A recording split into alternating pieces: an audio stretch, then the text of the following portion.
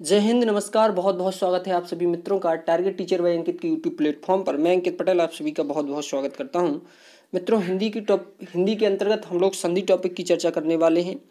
संधि क्या होता है आपको बताया गया है मित्रों कि दो वर्णों के मेल से, यहाँ पर लिखा हुआ है कि दो वर्णों के मेल से होने वाले परिवर्तन को संधि कहते हैं।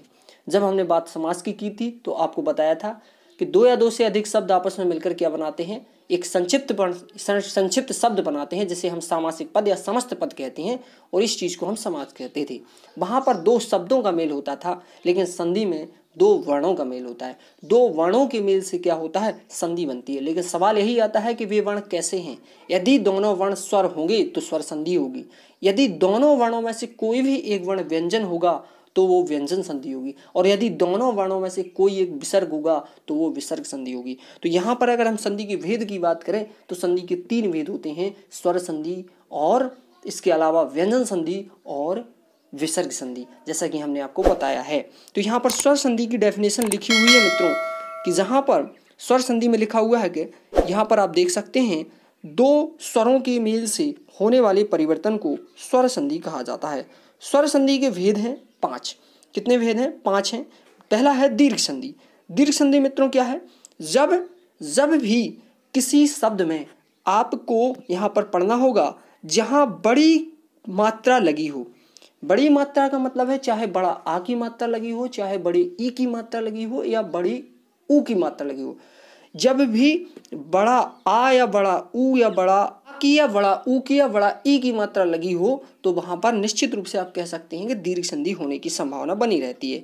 जैसे आप यहाँ पर देख पा रहे हैं उदाहरण में विद्यालय, विद्याधन आलय। तो यहाँ पर आपने देखा है कि जो बीच में वो है वो आ की मात्रा लगी हुई है। इसी प्रकार से आप देखिएगा भानुदय।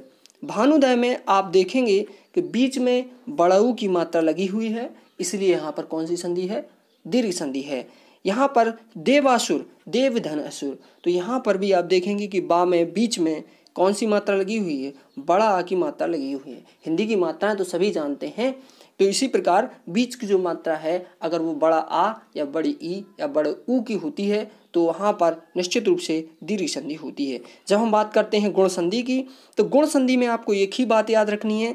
यहाँ पर आप निश्चित रूप से इसको बनाइएगा कि जहाँ एक मात्रा लगी हो, वहाँ गुण संधि होती है। तो गुण संधि की करते हैं तो गुण संधि में यहाँ पर आपको देखना होगा कि जहाँ एक मात्रा लगी हो वहाँ गुण संधि होती है।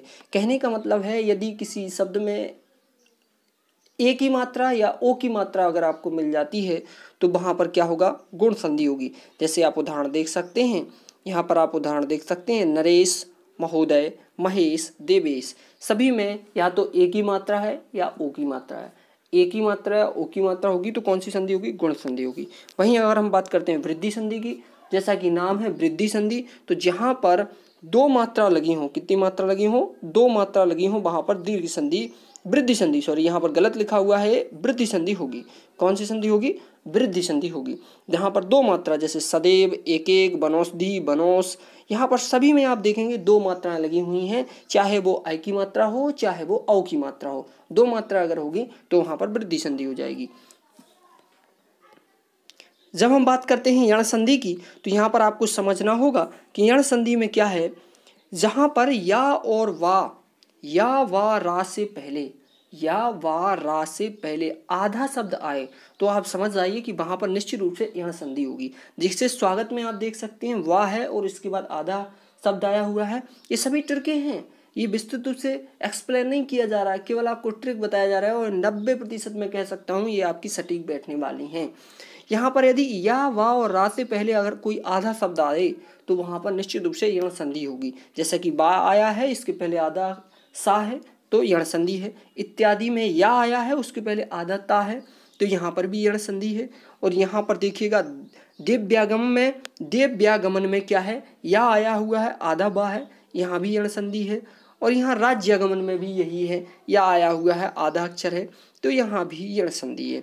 यण संधि के मैं आपको बहुत सारे से उदाहरण और भी ऐसे बता सकता हूँ जिसमें आप निश्चित रूप से कह सकते हैं कि यहाँ पर क्या होगा आपका, कि और भी कुछ ऐसे हैं जिसमें अयादि संधि की जब हम बात करें तो अयादि संधि में आप समझ लीजिएगा कि जहाँ पर ए आय ओ औ की मात्रा नहीं लगी हो, किसी अगर शब्द में ए आय की मात्रा न लगी हो, ओ औ की मात्रा न लगी हो और अधिकतम 3 शब्द हों तो वहाँ पर आप समझ जाइए निश्चित रूप से अयादी संधि होगी। ये सारे उदाहरण आप देख पा रहे हैं जिसमें कोई मात्रा नहीं लगी है, कोई भी मात्रा नहीं लगी है और ये सारे के सारे जो उदाहरण हैं वो अयादी संधि के हैं। तो यहाँ पर मैं समझता हूँ आप दीर्घ संधि को अच्छे से समझे होंगे। थैंक यू, धन्यवाद, बहुत बहुत धन्यवाद।